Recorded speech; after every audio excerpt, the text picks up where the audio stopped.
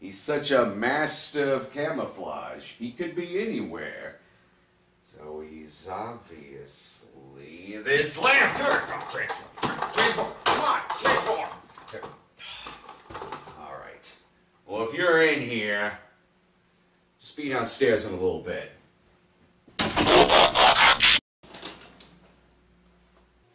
Anyway, so Ravage is captured, but we figure out the Decepticons are gonna try and get more energy from a dam. Soundwave, prepare the Energon cubes! So as you can see, they're being attacked by Cubans. Oh, come on, that joke killed on Cybertron! So Starscream uses one of his deadliest weapons, a slingshot. Wow, I think the only thing we did make a toy out of was the actual toy. Which of course upsets Megatron. You fool, Starscream! Help save the Energon cubes! Get them out of here! You're old, Megatron. Yesterday's model. Junk! That's what you are. Junk! Whoa, did I really just use the J word? You destroy everything you touch, Megatron! Because everything I touch is food for my hunger! My hunger for power! No! I'm going to end your hunger once and for all. Almost trying, but almost doesn't get the job done. You can't stop me! You might be thinking to yourself these punchy one-liners go just a hint too long in this show. But actually, believe it or not, this was the edited version. Here's the longer cut. You destroy everything you touch, Megatron! Because everything I touch is food for my hunger! My hunger for power! No!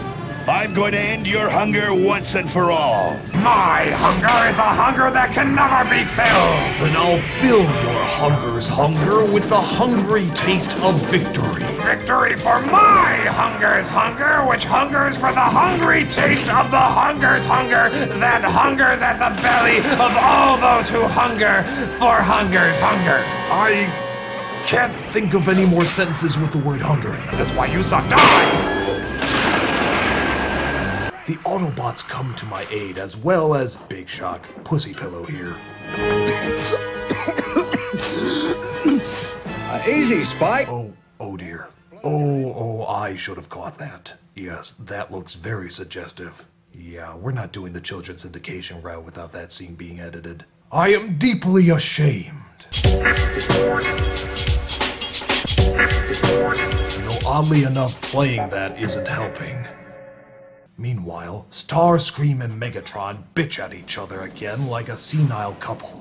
I never did understand why he didn't just propose. Testing the Energon cubes! They work! Of course they work! You didn't know. You never tested them. I proved it! You only proved your defective mentality! You've set a trap! Not even his cookies can get him out of this one. With just a dash of Starscream!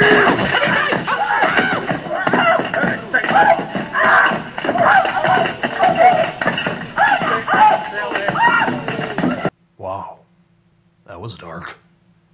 The Decepticons tried to get energy from a mine shaft, but luckily we were there to stop them again. Unfortunately, they buried us under a ton of debris, but we escaped without a scratch on us or the humans. So, just to reiterate, being crushed by a ton of rocks, no problem at all. Crashing the ship into a volcano, 4 million year recovery. It is important to know this, if not, it would sound incredibly stupid. This leads to our conclusion in part 3. Here, we get the idea to fool Ravage into thinking we've revealed our plan and let him go, only to plan a trap to capture the Decepticons. But they didn't fall for it because we're really bad actors. He told me Teletran 1's located a secret supply of rocket fuel. Where? Not too far from here, about 140 kilometers due west. Why, there's enough rocket fuel at that base to make 4 trips to Cybertron. Can't believe he went to the actor's studio. right on schedule, aren't we? No thanks to you, Starscream. This is why our marriage counselor says we're never going to grow as a couple. You've also made clear your desire to replace me as leader of the Decepticons. Mistake number one. Now, of course, if I was leading, I would shoot the bastard and not wait for mistake number 2. Hey, look, mistake number 2.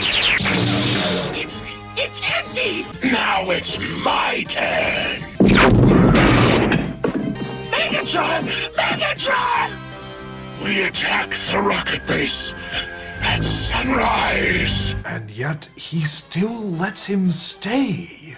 You know, I'm aware of the phrase, keep your friends close and keep your enemies closer. Me, personally, I'm a fan of keep your friends close and kill the son of a bitch who's been betraying you every single chance he gets. It is the Autobot way. So the Decepticons use our trap and turn it into a trap on us, pulling off a deceptive con, if you will. Seriously, I don't know how we didn't put together they were going to be the bad guys with that name. I mean, I'm so embarrassed. They use this time to get enough energy to head back to Cybertron while we prepare to make our final stand. Space cruiser fueled and ready for departure. Prepare for blastoff. You know, it just hit me. Am I the only one who realizes that Soundwave does all the work? And yet we know so little about him. I mean, doesn't someone with that intelligence and passion have any dreams? Soundwave, ready the army! No, I am tired of doing all the work and having no personality. I want a story arc, something that gives me depth. I want a romance, yes, a romantic comedy, perhaps a relationship with the toaster. The toaster can be stuck up and high class. I will be quirky and getting into all sorts of antics. At first she doesn't like me, but then she admires my silly charm. We get to know each other better. But then she discovers I was keeping a secret the whole time. I tried to explain I held this secret because I love her, but she's too emotional and filled with hate, so she decides to marry this snob. A real uptight guy with no funny lines. She is about to be wed at the altar, but then I come stumbling in after going through some sort of comedic chase. I plead myself to her, and at first, it looks like she's not buying it, but then her eyes tear up, she turns around, gives me a hug, the snobby groom is angry, but then my comedic sidekick comes in and punches him, the crowd cheers. I tell the toaster I love her, she says she loves me. We decide to get married, but we do not show it on screen because 2 weddings would just be repetitive. So we end with kind of an open ending, something like we're driving a convertible into the sunset or something. This leaves it open for a sequel. I want to be played by Zac Efron and Natalie Portman as the toaster. There is a bit of an age difference, but I think she looks young enough she can pull it off. Disney has shown interest. Gary Marshall is attached to direct. It will be called Soundwaves of the Heart. It will be rated PG-13 for crude humor and adult situations, but nothing too bad. Just enough to let the male demographic know that it's edgy and we'll have some gross-out humor for them. And the female demographic will instantly be drawn to the toaster. They will be able to imagine themselves inserted into the role. It will be released in summer, preferably over a holiday weekend. It will break records, win awards. It will be the sleeper hit of the year. No! Damn it. So we have our epic battle, but it appears Megatron still gets away. Or does he? Total victory is within my grasp. Not yours, Megatron. I see that you have learned nothing, Starscream. He learned nothing.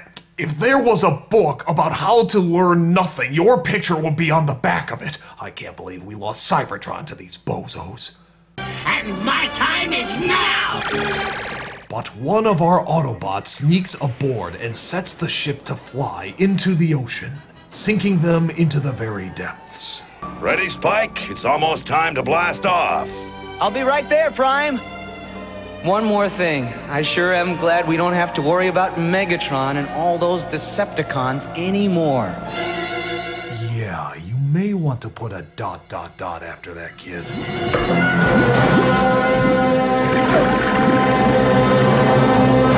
Ah, yes. That was the story arc of the mighty Autobots.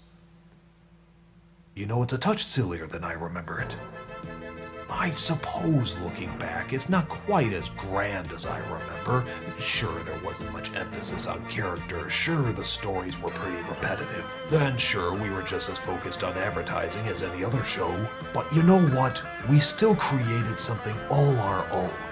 Our designs were creative, our episodes action-packed, every second filled with energy and excitement. We knew how to make our audiences happy, and we did it well. It may not be the best show, but it was a show that knew what it was and who it was trying to entertain. And it tried hard every second it could to give you that action-packed entertainment that you all loved. Which is why I ask all of you gathered here today, in this world of remakes, sequels, and emphasis on special effects, who the fuck just wants to watch some Transformers cartoons?